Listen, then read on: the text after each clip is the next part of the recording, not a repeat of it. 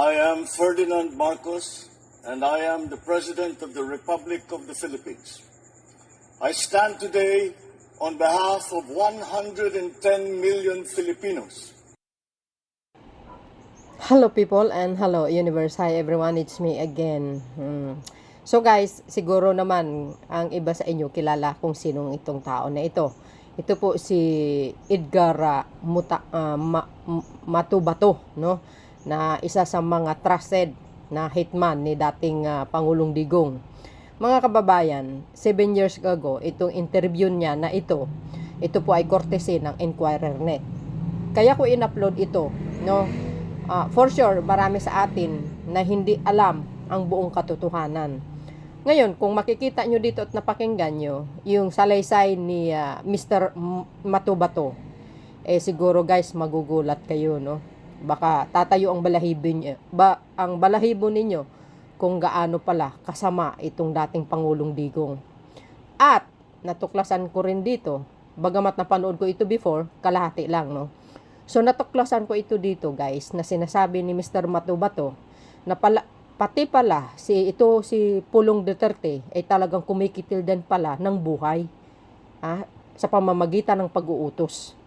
At isa pa, itong statement ni Mr. Matubato, makikita nyo dito na sa kanyang bawat salaysay, masasabi natin na talagang legit ito. Totoo, galing sa kanyang puso't kaisipan sapagkat matagal niya nakasama itong pamilya na ito. At totoo rin pala itong involved pala ito si Pulong sa smuggling. So, alam nyo mga kababayan, iba sa inyo hindi napanood dito ng buo, panoorin nyo para kompleto detalyado malaman nyo kung sino ba talaga ito si Digong. Grabe kadugas pala. Kaya ang tawag ko talaga sa kanya, dugas, na rapat lamang ipagbayaran niya itong mga pinaggagawa niya. Dito na guys, na cuts yung puso ko, no, dito sa isang salaysay niya na itong pamilyang Patahasa from General Santos City, because I'm from General Santos City mga kababayan na buong pamilya ipinatay. Biro nyo yun, grabe, matindi pala. But anyway guys, no, panoorin nyo para malaman nyo ang katotohanan. See you again on my next upload video. Pero kailangan nyo malaman ang katotohanan. Eto na. Matubato, bakit siya dapat paniwalaan ng mga tao ngayon? Dahil matagal ako nagserbisyo sa kanila, sa umpisa kong trabaho, 1988, nagbuo ng grupo si Mayor Duterte na Lambada Boys kung liquidation squad. Ang trabaho namin, pumatay ng drug pusher, kidnapper, hold-upper, rapist. Yan ang trabaho ko. Sa pag-umpisa ko, maganda talaga yung kuwan ko kaya nakakatulong kami sa tao, mga mabait. Kaya ang pinapatay namin, mga masama man na tao. Yan ang inuutos sa amin. Bago ka pumasok dun sa Lambada Boys, yun yung simula ng Death Squad, yung liquidation squad. Nakapatay ka na ba? Wala pa. Dati ako, nag-CHDF 1982. Pagka 1988, kinuha nila ako sa batalyon. Pumunta si Mayor Duterte at saka si Dudong Pagidopon nga police bodyguard niya. Yan ang nagkuha sa akin doon sa Malagos, Kalinan, Davao City. Yung barangay ko sa Tamayong, barangay Tamayong. Bakit po kayo ang piniling isama nila? Dahil may nag-recommend nga ito nga bata parang kursunada at saka meron akong performance sa amin. Nag-recommend, tapos kinuha ako nila, dinala ako nila sa barangay Exodus, Bangkiruhan, Davao City. Miyembro na kayo na ng Civil Security Unit, ano ba? Or... Oo, hindi pa pag-umpisa namin, yung trabaho pa namin, hindi pa kami nakapasok ng City Hall. Ang bayad sa amin muna, pagkor, sobre-sobre. Kung merong napapatay kami, pagkahapon, binibigyan kami ng sobre, por ulo. Wala pa kaming sahod, hindi pa kami in sa gobyerno, pero pinapatakbo na nila. Paano po kayo nakumbinsi na gumawa ng ganong klaseng trabaho, yung pumatay ng tao?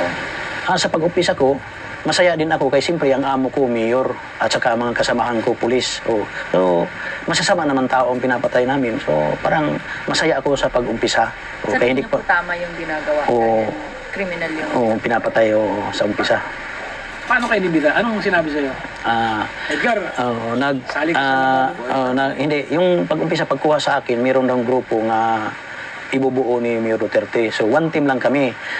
Yung kasama ko, si Lodi Pagidopon, ako, si Edgar Matubato, si Jojo Bosa, si Ramil Capitania, si Tony Estaco, si Buboy Maldito, at saka si Insektan. Ito pala. Pito kami, one team kami ang umpisa sa Lambada Boys kung liquidation squad sa Davao City sa 1988 na pag-umpisang Mayor si Duterte. Bakit Lambada Boys ang tawag? Iwan ko lang kung bakit sila man ang nagpangalan sa amin. So, sayaw nun. Hindi ko man alam kung ano ang Lambada Boys. Basta ganyan lang ang pinangalan sa amin. Doon kami bininyagan sa Old Mincing Hotel. Doon kami pinakain kami. Pagkatapos, binigyan kami ng baril, 3 357 at saka 4 nga 45. Ang nabunot ko naman, 45 naman nabunot ko. Magkano po ang bayad sa inyo? Minsan, meron 3,000. Kada... Kung makapatay ka ng umpisa ng 3 o 4, so malaki-laki din ang natatanggap mo. Sa pag-umpisa ko, parang masaya ako, pero... Ano po yung unan nyo pong proyekto? Ang pumiro kong pinatay doon sa Lucky 13 Bilyaran, nakaupo, parang asset ng intelligence, parang hold upper. So, ibig sabihin, guys, totoo pala yung reward yung system ni pinatay ko sa Digong. Bilyaran, si Lim, nakaupo sa Bilyaran, San Pedro Street, binaril ko. Hold upper siya. Suspect na hold upper. Pero sabi niyo po asset din siya, no? Asset Bakit daw. daw po siya pinapatay? Kasi yung masasama ang ginagawa nila. Paano mo ginawa yan? Meron sa amin, pumapatay kami. Hindi, yung kay Lim, yung unang-una. Oo, kang Lim, meron sa amin, hindi man kami nagmamanman, meron muna nagmamanman. Katapos, sumisinyas, lalapitan na kaagad. Kayo Barilin mo. mismo ang Oo, ako mismo ang bumaril. May kasama po ba kayong ibang miyembro mo? Oo, may kasama pero ako lang ang lumapit. Binaril mo siya sa likod? Sa ulo. Sa ulo talaga, nakaupo man sa bilyaran. Close range po. Oo, harapan Sa talaga. niya? Oo, harapan. Paano po yan? May mga nakakitang iba? Walang nakaimik. Nagtakbuhan ang mga tao. Nagtakbuhan ang Hindi mga ka tao. nagtago? Wala kang... Wala. Hindi ako nagkalo, hindi ako nagsombrero, wala. Kasi sa amin, sa Davao City, parang kumpiyansa ka, kayong mga kasama mo, mga pulis talaga. Mga pulis. Pero yung una mong pinatay, hindi yan ang unang pinatay naman ng Lambada Boys. Yan ang una. Sige. Sa lahat. Yan ang una Yan ang namin. pinakauna? Yan ang pinakauna namin, pag-umpisa namin. Pagkatapos, pagbinyag sa amin, naglakad kami, mayroon na kaming project agad. Tapos pagkain, pumatay na din. So, Gano'ng kadami yung pinapatay nyo kada linggo? siguro, mayroon sigurong 10, ganyan. Sa isang linggo? Sa isang linggo. Hindi, kasama na lang ng hati-hati namin. So kung ikaw ang nabubunutan nga, paraging ikaw ang titira, so minsan, i-strike ka ng 3 tao ang napapatay mo sa isang araw. Paano mo pinipili kung sino yung gagawa ng trabaho? Depende para hindi magdiskumpiyado yung subject. Ako, maliit man ako, parang butik mo lang nga tao, yan talaga ang lumalapit. Kaya hindi ka nakakilatis nga, parang hindi hilag sa'yo ang target. So, yun po ang parang ganun kayo kilala kasi kayo pinakamaliit sa grupo, kayo yung nakakalapit. Nagsusurpan lang, tapos nagsisinilas, tapos loose anti-shirt. Yan, parang hindi halata yung baril mo. Marunong ko nang gumamit ng baril bago ka pumasok sa Lambada Boys? Marunong na ako gumamit. Wala kayong special training? Paano? Wala. Ang training sa amin, actual talaga yung pagbuo ng Lambada Boys. Paano po kayo natuto bumaril bago? Sa CHD? Dahil sa CHD, pag-umpisa ko. Ilang taon po tumakbo yung Lambada Boys bago siya nakilala bilang Davao Death Squad? Ang Lambada Boys 1988 hanggang 92. 92, yun. Tapos bakit siya ginawang... Hanggang dumami na kami, kay may mga river returnees naman kasama namin, pulis, river returnees, hanggang pinangalanan kami ni Jun Puras pala nga DDS kung Davao Death Squad. Oo, si Jun Puras pala. At saka si Jun Puras pala at saka si Mayor Duterte, magkasangga noon yan sila. Magkaibigan sila. Oo, magkaibigan sila. Oo, dati. Oo. Hanggang nag-away sila. Parang binabatikos palagi sa media, sa kuhan kay. Yan man si Jun Puras pala, ang pinaka magaling reporter sa Davao City noon. Oo. Okay, balikan natin yung unang tanong, ano? Bakit maniniwala yung tao sa'yo? Posible na totoo nga itong mga sinasabi mo, yung pagbaril sa kay Lim, yung pagbuo ng Lambada Boys. Pero anong pruweba mo na konektado si Mayor Duterte? Kasi si Mayor Duterte talaga ang nagbuo niya ng Lambada Boys hanggang sa DDS. Siya talaga, hindi ka basta-basta pumapatay sa Davao kung walang basbas, walang clearance galing kang Mayor Duterte. Paano dumadating yung basbas? Yung basbas, yung nagdadala sa amin, yung si Arthur Las Cañas. Oo. So simula pa, nandun na sila Arthur. Oo, nandun na. Siya ang nagbuo ng... Hindi na. Si Mayor Duterte ang nagbuo talaga ng kuan. Siya ang nagbuo ng Lambada Boys. Oo. So yung, sabi mo, yung unang meeting ninyo dun sa lumang Mensing Hotel. Oo. Ba si Mayor? Oo, siya nagpakain sa amin. Siya nagpakain. So narinig niyo siyang nagsalita na ito yung gagawin niyo, ito yung gusto kong... Oo, doon nagsalita. Oo, yan lang nagsalita sa amin nga. Ang trabaho nyo, yung mga masasamang tao, yung mga hold-upper. Oo. Yun Siyempre, talaga ang oo. objective. Diretso-diretso man yung nagsasalita. Diretso-diretso yan nagsasalita. Yan lang ang nagkuhan sa amin. Tapos, binigay na kami sa mga pulis. Oo. Meron na kaming handler. Sabi ni Presidente, hindi ka raw niya kilala. Oo. Bakit hindi kilala nga siya man ang nagbuo sa amin. Oo, noon nga mayor pa siya. Oo. Nakakapunta ba kayo nun sa opisina niya, sa bahay? Pumupunta siya. Minsan, noon, sinasama ako ni Dudong Pagidupon sa bahay niya sa Bangkal. Pumupunta, doon lang ako sa labas. Yan. Yung sa... Sino sa City Hall ang may alam dun sa Lambada Boys? Lahat ng mga... Hindi lang yung polis. Oo. Sino ang mga... Alam na nila sa City Hall yan.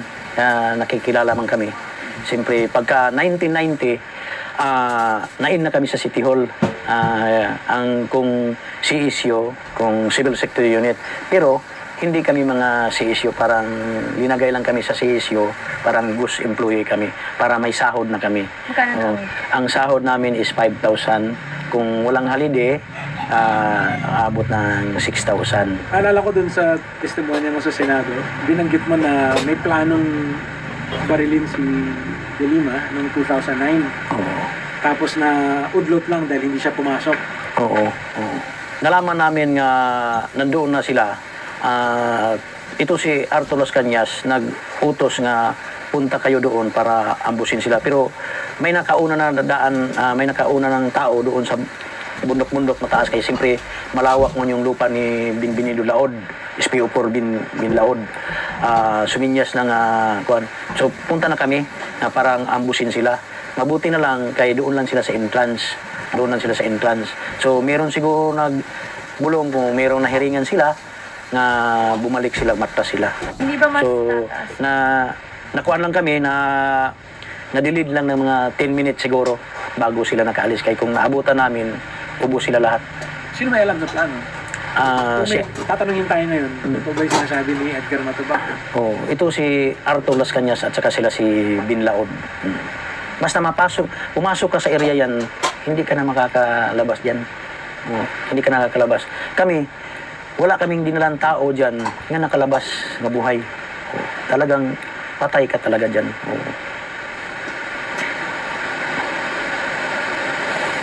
Maraming nagsasabi na parang okay, maraming balita tungkol sa death squad, marami nga namamatay. May isang pare, binilang niya lahat ng mga patay, mga 1,600 ba, parang. Pero marami pa rin mga tao sa Davao, parang ayaw nilang maniwala. Sa Davao naman, sir, kasi ang tao doon hindi nagsasalita, natatakot dahil sa DDS. Natatakot. So, kung punta ka ng pulis, walang mangyayari sa'yo. Tapos, parang wawarningan ka ng pulis na huwag kang magsalita o ay may mangyayari sa iyo. Talaga ang tao sa Davao, parang tahimik lang ang tao sa Davao. Sabi mo nung una, ang mga pinapatay niyo yung mga kriminal, masasamang tao. Kailan yun nagbago? Kailan ka biglang napaisip? Tama ba yung ginagawa? Pag line of 2000, parang yung napapatay namin, sir, parang mga personalan na yung iba. Parang makinis yung balat, parang hindi kriminal. Diskumpiyado na talaga ako, parang mga personalan na ang mga businessman, ganyan. Parang diskumpiyado na ako nga hindi kriminal lahat. Parang inosinteng tao. Hindi na yung mga kudapper, kidnapper, ganyan ba. Diskumpiyado talaga ako. Iba man talaga ang yung inosinteng tao at saka yung kriminal na tao ang pinapatay mo. Bakit po kaya nangyari yun? May nagbago ba sa tingin niyo kay Mayor ng panahon na yun? Wala naman nagbago. Tuloy-tuloy yung patayan. Pero nagtataka ka lang na hindi ka man pwede magtanong sa mga opisyal. Kaya bawal para sa akin. Sibilyan man lang ako. So mga polis, inuutusan ka lang. So kung sila ang mayroong pinapapatay nga, mayroong inosente, nakamasking tip naman yan, binabalot naman yung ulo. Pagkatapos, sinasakal man yan ganito. Mayroon man kami mga pangsakal. Pagkatapos, sinatsap-sap na. Wala na. Inilibing na. Bakit di pa sinatsap-sap? Yan man ang parang kung membro ka ganyan sa DDS, para ang loob mo, parang buo, hindi ka natatakot. Hindi ka natatakot kung hindi ka maggawa ng ganyan, alis ka na. Alis ka na. Parang tinitesting ka palagi para kung magbago yung isip mo, ganyan, natatakot Meron ka. ka bang tinuruan? Oo, yung membro? yung umpisa, yung mga pulis nga kuha namin, yung nagsumampi sa amin, yung kami muna ang nagtitrain. Yan. Hindi training nga kuan aktual nga turo pagdukot, ito ang gagawin mo. Pinapasampul muna sa akin, yan ang gagawin mo. Ang pagpatay hindi naman gagamitan ng aral. Hindi naman yung magdadala ka ng bulpin, paano ang pagpatay, ganyan. Basta ganyan lang. Nakita, kunento nyo din sa mga hearing, nakita nyo mismo, sabi nyo si Presidente na humawak ng baril at pumatay ng tao. Ilang beses po ninyong yung pumiro kong kita sa kanya, yung NBI agent, yung si Amisula, yung meron kaming kidnapping na rinirescue, inooperitan, so nag-shortcut kami dito sa Tulip Drive, Matina. Pagkatapos, mayroong nakabalagbang pick-up doon sa daanan, maliit man lang ang karsada. Pagkatapos, bumaba si Pabo na motor, pinagalitan yan yung tao na yan. Tapos parang nagka-struggle sila. Pagtingin ni Pabo nga may baril, nakasibilyan, bumunot ng baril si Pabo. Pagkatapos, mabilis man yung NBI agent kay shooter, hindi man shooter yung opisyal namin, tinamaan sa kamay dalawa at saka pa, hindi siya pinatay. Paa lang at saka ang tama niya. Dalawang kamay, dalawang paa. Umano na si Pabo sa karsada. So nagsusunod yung mga kasamahan ko mga pulis, rinatrat pero hindi na natamaan. Parang daplis-daplis lang kay magaling man umikot doon sa ilalim ng pick-up. So hindi na lalapitan kay mabilis man bumaril yung shooter. Doon na sa naubusan ng bala ang kuwan. Nakalapit na kami. Nakalapit na. Tapos tumawag yung opisyal nga tinamaan, pumunta na si Mayor, buhay pa si Amisula, siya ang nagtapos. 2 magasin sa usi ang ginanya.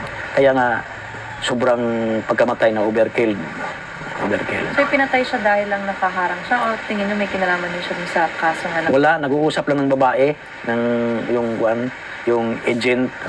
Kasi, naharangan niya ang sasakyan na may operation kami, naharangan niya ang daan, yung pick-up, hindi niya pinarking, hindi niya pinarak ng maayos yung sasakyan niya. Yan, hindi naman, siyempre, nagsusunod kami mga service na naging motor. Ang motor, okay lang. Yung nagsusunod ng mga sasakyan, hindi makakadaan. Anong ginawa din sa katawan?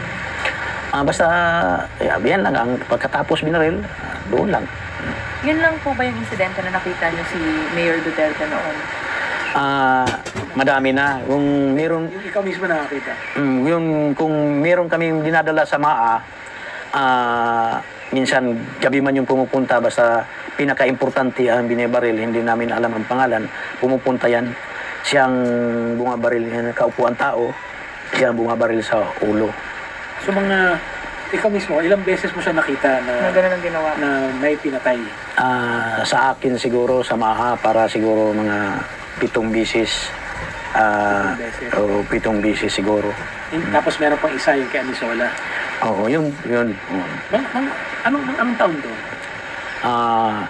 Mga line of 98 hanggang 2000. Teka, 98 to 2001, Oo. congressman siya noon eh. Hindi Oo. siya mayor. Pumupunta man siya sa Davao. At saka, hindi daw siya masaya noon.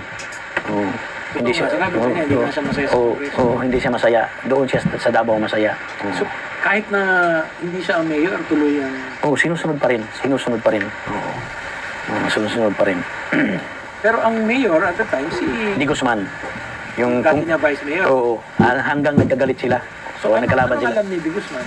So, alam si Di Guzman na si Mayor ang pinaka-killer sa Davao. Kay minsan, yung vice mayor pa si Di Guzman, yung sasakyan ni Di Guzman, yung pick-up, yan ang ginagamit namin minsan. Tapos, hindi namin pinupunasan may dugo yung pick-up. Alam niya. Oo. Pero, balikan ko lang yan kasi parang bago yan eh, na ikaw mismo nakita mo si Mayor Duterte pumatay ng 8 beses. No? Ikaw mismo nakakita. So, minsan, yung kay Amisola, ano yun, broad daylight yun, di ba? Pero umaga yun. Hapon yun, di ba? Hapon hanggang Amisula. Oo. 9 km. Tapos yung 7 sa Maa, ito yung sa quarry ni, ano? Dinlaon. Bila, pumunta siya ng gabi. Oo, gabi. Hindi man araw yan. Hindi Ikaw man mismo araw. nakakita. Oo, kami. Oo. May kilala ba kayo dun sa mga binaril niya? Yung 7 dinaril sa Maa. Sa amin, hindi. Hindi naman Anong kami. alala mo dun sa... Puro lalaki ba? May babae? Oo, hindi, mga lalaki. Mga lalaki. Oo, pumupunta yan. Yung driver niya noon, si Shani Buenaventura, yung tinatawag namin nga Little Mayor. Yan ang dumidesisyon. Dalawa lang sila sa Davao City na dumidesisyon ng peace and order. Si Arthur Las Cañas at saka si Shani Buenaventura. Si Arthur Las Cañas, police officer. Oo. Ito si Shani Buenaventura. SPO4, retired SPO4. Oo, bago lang. May ideya ba kayo dun sa mga pinatay niya? Dun sa 7 pinatay niya kung ano ba ito? Mga criminal ba ito? Mga businessmen ba? Basta siguro, mga kriminal siguro. Kaya sila man lang sa amin. Pero ako, yung sa 7 na sa Maa, na nakita mo si Duterte, may parte ka ba sa Kayo ba? pagdukot sa kanila? Hindi na. Dinadala lang doon. Nandoon na kami. Oo, Pero nandun. mga kagrupo niyo din yung... Mga pulis din, oo, nasama na din kami. Kaya kami man ang, siyempre kami ang inutusan pag chap-chap, ganyan, oo. Siya muna ang tumitira. Anong baril ginagamit niya? 45 yung baril niya, nagamit niya. Sarili niyang baril o... Iwan ko lang Yun kung, lang, hindi meron siguro siyang sarili ng sir, kung sa bodyguard, depende. Hindi man yung nagtatakin ng baril, yung tatakin ng baril siya. Yung mga nabanggit niyo pong tao sa mga testimonya niyo sa Senado, may mga tao din na nagde-deny na hindi daw totoong nangyari. Ito, isa dito si Jocelyn Duterte. Sabi niya wala daw siyang naging boyfriend na dance instructor. Taliwas dun sa sinabi niyo na isa yun sa mga pinatay ng grupo niyo. Ano pong sagot niyo doon? Ito naman, utos ni Mayor Duterte nga patayin yung DI. Dinukot namin sa Jacinto Street, 2013. Dinukot namin mga bandang alas 12 sa gabi. Hindi ko alam nga DI yan. Doon na ko nalaman sa yung ban namin nga high ace nga DI pala. At saka yung sabi ng pulis, yan ang kasintahan ni Jocelyn na ipapatay ni Mayor Duterte. So ako ang kumuha ng baril, tumutok nga huwag kang kikilos, pulis ito, sama ka lang. O, sinama. Kaya dininay ni Jocelyn, hindi daw totoo yun. Siguro, baka nahihiya kung ano. Basta, yan lang ang kuwan ko. Tapos, dinala namin sa pinatay namin. Magkagalit ba sila noon? Noon, O bakit pinapatay?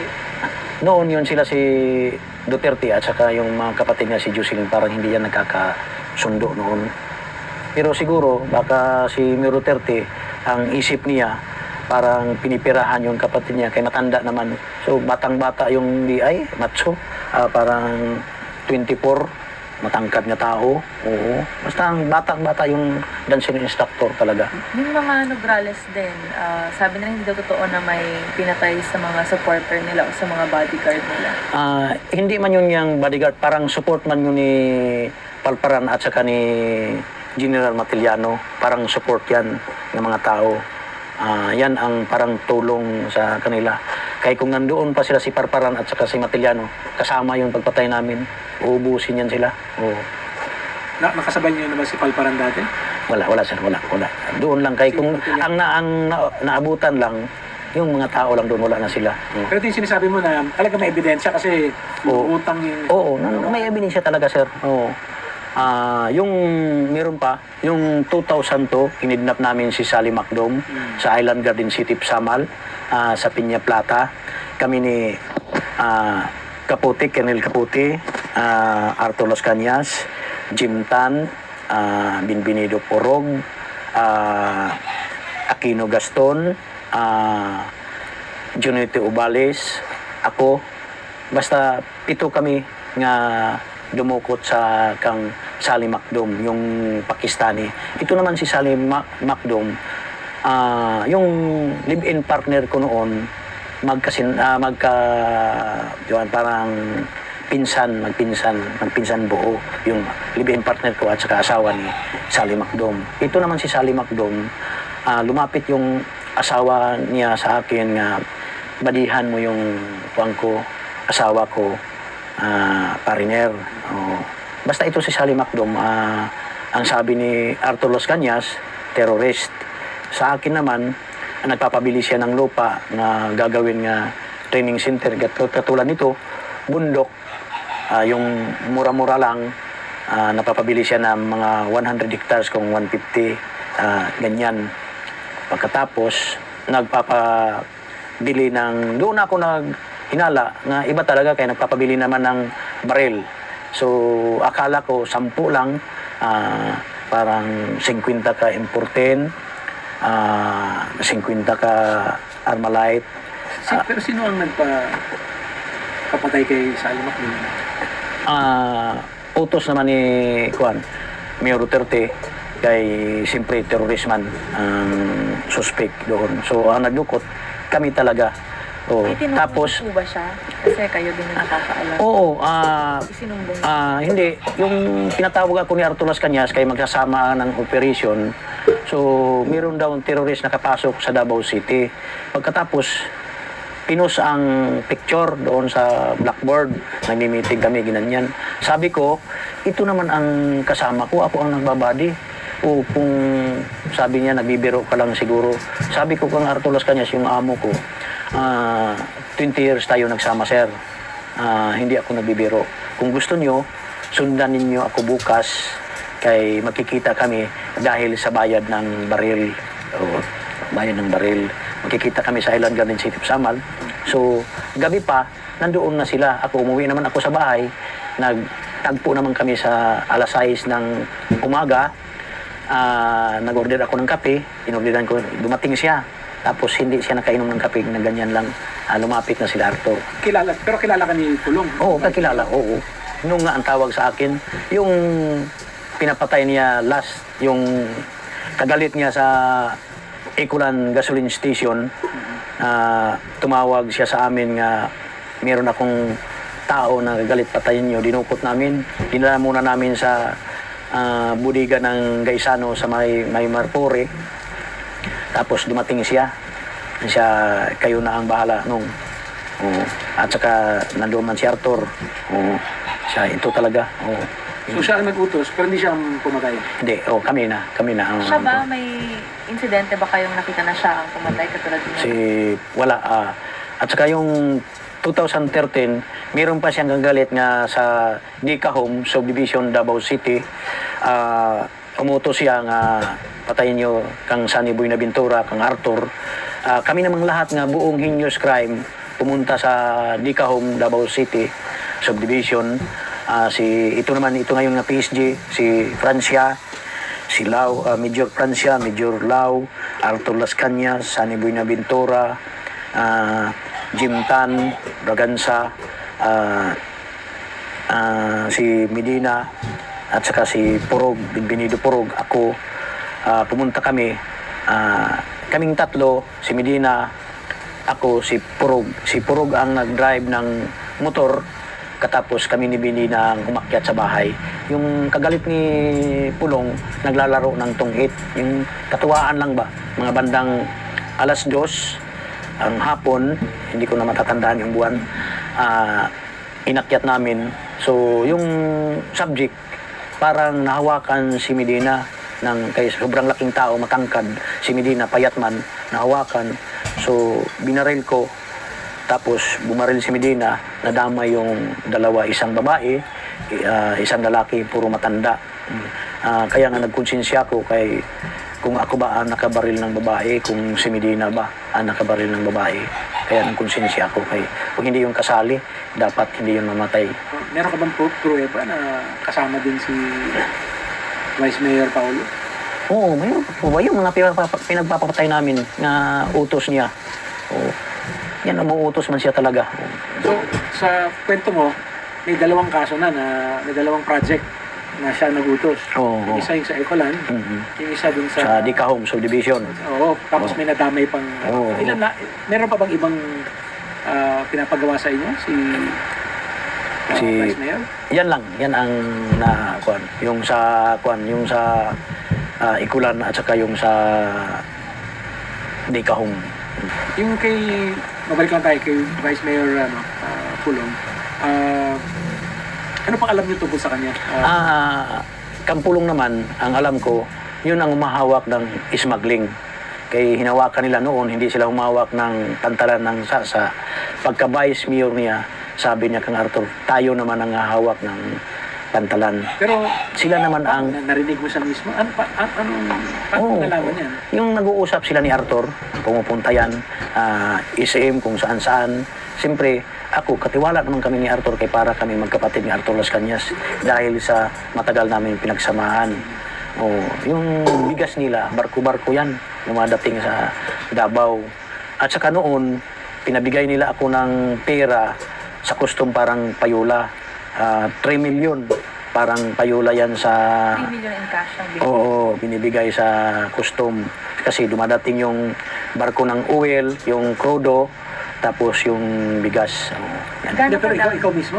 Ako mismo ang nag-abot. Kami ang nagpa-change yung, ano yan, yung parang magpapa-change ka ng pera. Oo. Anong Nagpa-change si Arthur ng dollar, katapos ginawa nila ng piso. Tapos ako ang pinahawak ng bag duffel bag na itim. Tapos inabot ko, pero hindi ako pumasok ng opisina ng custom. Doon lang kay malapit man sa Sasa, highway lang, mayroong nagsalubong na tao. Ginanyan lang. Gano'n kalaki yung duffel bag? 3 million? Ganyan kataas, ganyan siguro ka. Saan nyo pina-exchange? Sa Claveria, Davao City, straight doon si Arthur Las Cañas. Sinasama man ako kasi kung meron pera niya nga pumupunta, kung dumadating yung crudo, nagpapatsin siya nagkukuhan siya ng dollar kaya hindi man tumatanggap yung ibang bansa ng pera natin, yung dollar talaga. Doon kami pumupunta. Si Presidente Duterte ba involved siya sa smuggling o si Pulong lang? Si Pulong lang siguro, pero alam na niya yan. Siyempre, anak niya, hindi alam nga niya mga problema ng ibang tao. Anak pang hindi. Pero balik ulit tayo dun sa paano mo alam ni Presidente na nag-smuggle nga? Siyempre, dami naman ng mga tauhan niya, bakit hindi niya maalam? Bakit hindi niya maalam ang ginagawa ni Paulo? Kasi si Arthur Las Cañas, parang trusted na niya yan. Parang kapatid na niya yan si Arthur Las Cañas. Yan ang naghahawak sila ni Arthur Las Cañas sa smuggle ng bigas. Kaya nga, galit siya kabagayan, parang sinusulo ni Pulong, parang walang karibal siguro si Pulong may smuggler nga iba. Nagtanong si Senator Pacquiao. Meron pa siyang masasabi mo kayo? Parang dinaan niya sa religious. Dinali ko niya ng religious. Anong naniniwala ka ba sa taong nagpalit ng salita? Yung pagpatay namin, parang hindi sila naniniwala. O, talagang totoo naman. Kaya ako naman ang gumawa. O, bakit man hindi ako, pumupunta ba ako ng, sino bang taong pumupunta sa Senado magpapabitay ka? Yung iba nga nakakasagasa, tumatago. Ako pa ang dami ang pinatay. Kasi yung buhay ko, binigay ko na sa Diyos. Ang isasabi ko lang, talagang totoo yung ginawa namin. O, kung ano man ang hantungan, kung bitayin man ako, okay sa akin, wala akong total. So bakit ka lumabas? Lumabas ako sir, nagkukonsensya na ako, ang dami na namamatay sa Davao. Sa Davao lang ha, ang dami na namamatay nga walang kustisya, yung kasali niya yung mga inosente. Katulad nung 3 binata, nga mga dalaga nga babae, 17, 18, 20, at yung mga edad niya, kinuha namin sa Barangay Obrero, sa apartment, na sabi ng pulis kasamahan ko nga drug pusher daw. So ako ang pumasok ng kwarto, wala akong nakita miski isa. Tapos kinarga namin sa aming service ng FX, pagkatapos piniringan, pagkatapos doon namin dinala sa San Rafael Village. Ang masaklap yun sir, kay ginalaw pa ng mga pulis. Wala naman akong magawa, kay siyempre civilian man lang ako. Sabi ko, hindi naman ako sabi nga huwag niyong gawin yan. Ikaw, hindi ka... Hindi, doon na lang ako sa likod. Kita na lang ako, parang umiiyak ako kasi hindi ko kaya pumapatay ng babae. Hindi ko kaya. May kapatid ako, may mama ako, may mga pinsan ako, hindi ko yan. Kung lalaki, kayang-kaya ko, pero sa babae, hindi. Hindi may isang babae dun sa mga Nograles. Oo, pero hindi man ako pumatay, sir. Si Medina man. Si Medina. Kaya dalawa man kami sa bangka. Ako ang nagbubugsay, siya ang taga-saksak. Tapos linagyan na namin sa nila Arthur ng mga hollow block. So kakarga namin sa laod, tapos itatapon na. Sinaksak, tapos tinapon namin. So si Nanay Suling, doon napadpad sa Davao del Sur. Yung isa naman, doon sa beach ni Antalan mismo, Roger Antalan. Sa Barangay Panggubatan, Kaputian District, Island Garden City of Samal. Itong cardboard na ito, ginagawa namin yan, yung karton. Kung puser ka, puser lang. Kung hold upper ka, yan lang ang nilalagay. Hindi katulad dito sa Maynila nga, huwag niyo akong tularin, puser ako pinahaba. Di ba? Pero isa lang yan, pareho lang yan. Pero sa amin, ginagawa na yan, nandito sa likod ng pulis, tapos pag nabaril mo, pinalagay yan, tapos binalagyan ng 38, pinapaputok para magka-powder burn, nga lumaban. Imposible naman kung lumaban, hindi ka tatamaan. Kasi ang pulis talaga sa Davao, may pamplanted yan. Hindi yan lumalakad na iisa lang ang baril. Pag makakita yan ng tao nga gusto niyang papatayin, may baril yan nga 38. Mura man lang sa Davao ang 38. Magkano lang? 1.5 yung isa. 1.5 lang.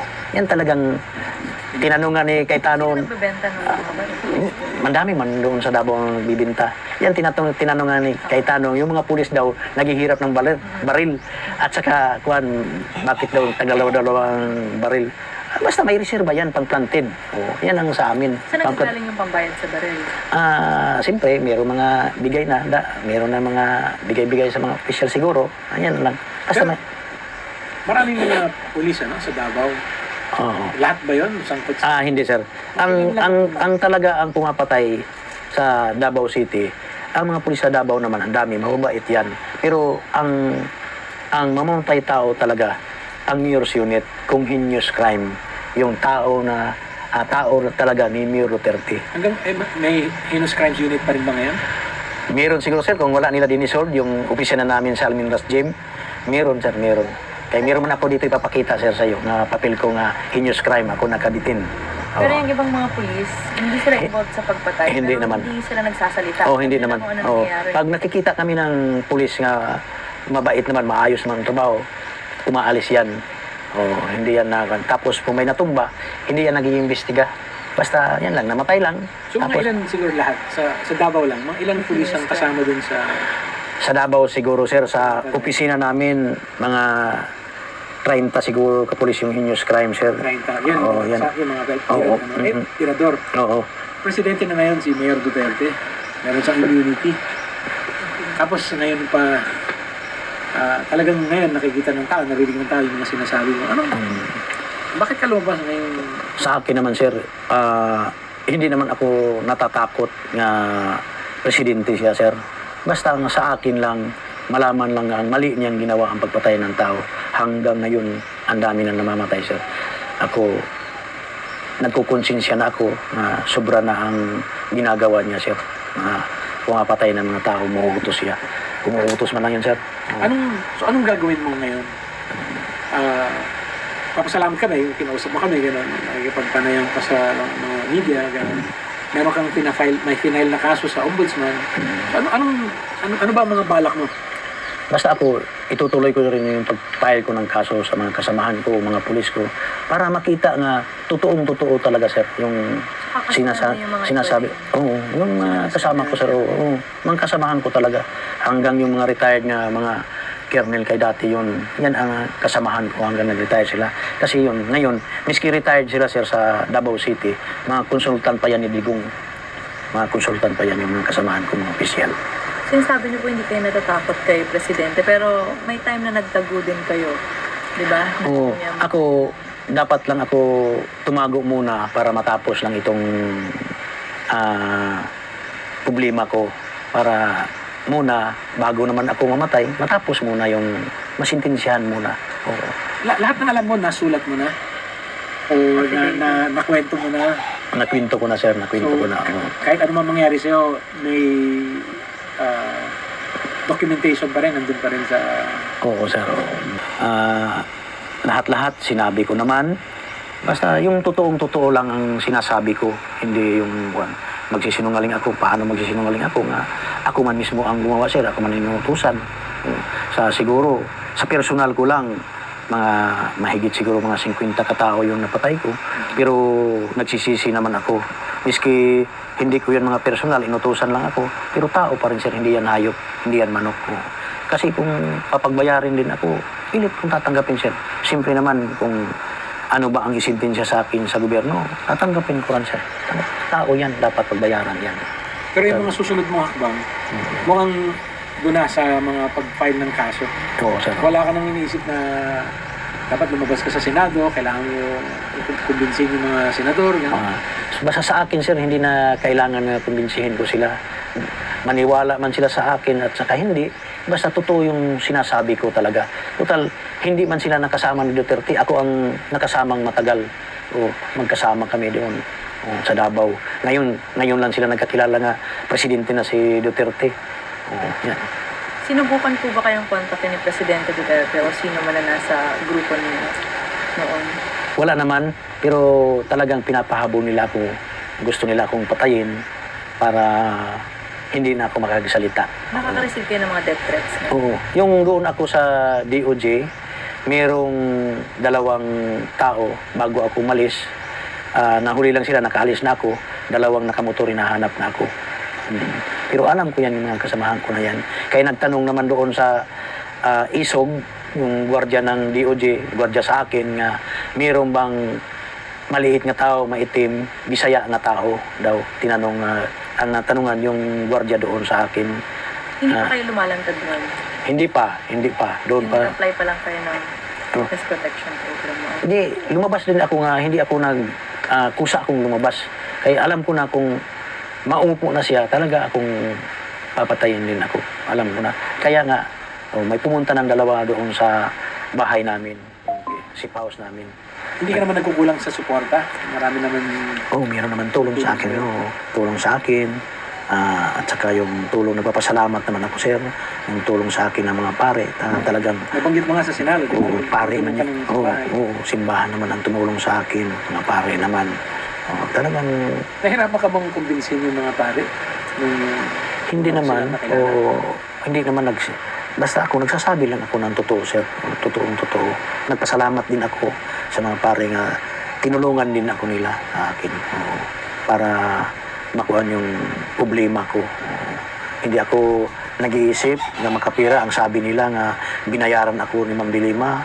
Parang wala akong natanggap miski kusing. Hindi nga ako tinulungan na ni Ma'am Dilima nandoon pa sa DOJ. Bakit ako babayaran niya? Kasi yung nangyari sa akin, sir, 2014, pinatay si Richard King. Oh, pinatay si Richard King, yung businessman.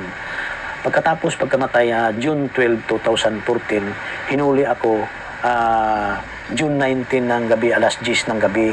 Alas 10 ng gabi. Kasi ako na ang pinupulgay nga pumatay kang Richard King. Yung ko, paano nga ako nagpatay nga? Umalis na ako pagka-DDS 2013.